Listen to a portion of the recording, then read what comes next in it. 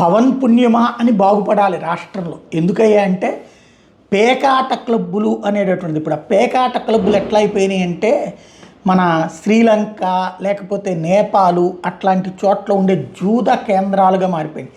Casinos అంటారు కదా, ఆ స్టైల్లో తయారైపోయినాయి. పేకాట ఆడుకోవడానికి ఎక్కడెక్కడి నుంచినో రావటం, వాళ్ళు లక్షలకు లక్షలు డబ్బులు తీసుకుని రావడం, టోకెన్ సిస్టమ్స్, ఆ పైన ఆడుకునే ప్లేస్కి సెల్ ఫోన్స్ కానీ ఏది తీసుకెళ్ళకూడదు, ప్యూర్లీ ఉంటుంది. ఇప్పుడు ఆహార పదార్థాలు కూడా అక్కడ ఎట్లయితే బార్లో ఉంటాయో అట్లాగా మందు ప్లస్ విందు పసందు అక్కడ వీటికి అలవాటు పడిపోయి ఆ లగ్జరీకి ఎంజాయ్ చేస్తా ఒకసారి పోతే 2 గెలుస్తా 2 కాకపోతే 4 సార్లు అంటూ ఆస్తులు తగలేసుకుంటున్నారు. అప్పులు చేసి మరి నాశనం చేసుకుంటున్నారు. ఇందులో ఇబ్బంది పడుతున్నటువంటిది మహిళలు. కూతురు పెళ్లికి దాచుకున్న డబ్బులు లేకపోతే ఇంట్లో ఉన్న నగలు తాకట్టు పెట్టేవాళ్ళు, ఇంటి ఆస్తి పత్రాలు తాకట్టు పెట్టి చేస్తున్న వాళ్ళు పెరిగిపోతున్నారు.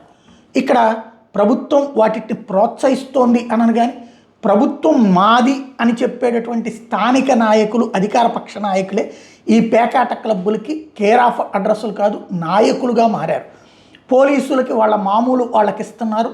లేదు అంటే కనుక ఆ పోలీసులనే బదిలీ చేయించేటటువంటి సత్తా ఉన్న వాళ్ళు మాత్రమే ఈ క్లబ్బులను నడుపుతున్నటువంటి పరిస్థితి.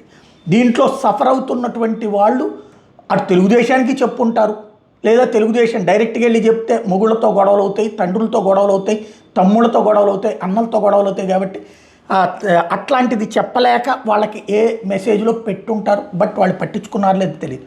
జనసేనకి ఇట్లాంటి వరుసపెట్టి ఫిర్యాదులు వస్తున్నటువంటి వేళ పవన్ కళ్యాణ్ స్వయంగా స్పందించి నేరుగా మాట్లాడినటువంటి పరిస్థితి, డీజీపీకి మెసేజ్ ఇచ్చినటువంటి సిచ్యువేషన్లో మరి రాష్ట్ర వ్యాప్తంగా పేకాట క్లబ్బులను 4 క్లబ్బుల మీద రైడ్ చేసి క్లోజ్ చేసేసి అబ్బాయి ఆపేసామంటారు, లేకపోతే 4 రోజుల పాటు పేకాట క్లబ్బులు క్లోజ్ చేసి పవన్ కళ్యాణ్ని మానసికంగా సంతృప్తిపరిచి ఆ పైన మళ్ళీ నిశ్శబ్దంగా ఆటం బిగించేస్తారు అన్నట్టు చూడాలి. ఇందులో విశేషం ఏంటంటే జయసూర్య అనేటటువంటి డిఎస్పీ మీదన పవన్ కళ్యాణ్ గారు ఇచ్చినటువంటి స్టేట్మెంట్ని బేస్ చేసుకుని దాని మీద స్పందించిన అనిత గారు దీని మీద స్పందించలేదు హోంమంత్రి గారు.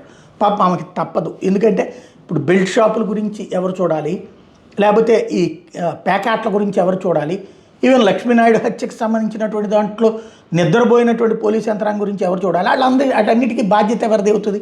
హోంమంత్రిత్వ శాఖ. బట్ అంతా సవ్యంగానే ఉంది అని చెప్తూ రాజకీయ స్టేట్మెంట్లకు పాపం ఆవిడ సరిపోవాల్సి వస్తుంది.